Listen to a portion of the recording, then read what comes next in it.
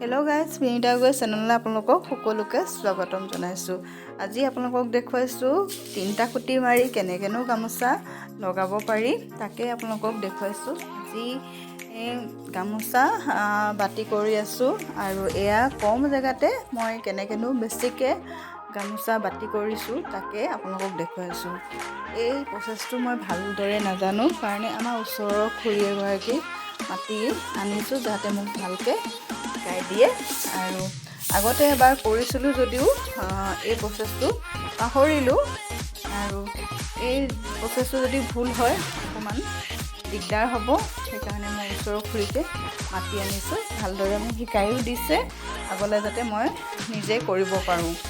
আৰু এই গামোচা মই খুঁটি মাৰিছিলোঁ 17খনত, আৰু এয়া দুভাগ হৈ গ'লে মোৰ 35খন এয়া জোখ ওলাইছে।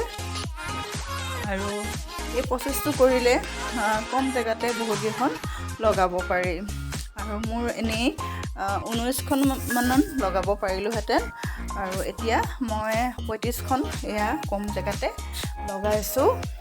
এয়া মোৰ বাতি কৰি হৈ গ'ল। এয়া ৰাঁচতো ভৰালোঁ।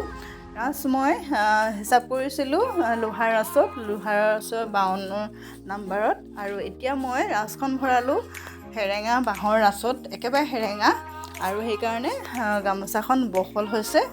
আৰু এয়া আকৌ মই যেতিয়া চলাই শেষ হ'ব বাঁহৰ ৰাঁচৰ পৰা খুলি লোহাৰৰ 52 ৰাঁচত লগাম। আৰু চলাবলৈ ভাল কাৰণে এয়া বাঁহৰ ৰাঁচত মই লগাই ল'লোঁ। এয়া প্ৰচেছটো আপোনালোকক কেনেকুৱা লাগিলে জনাব।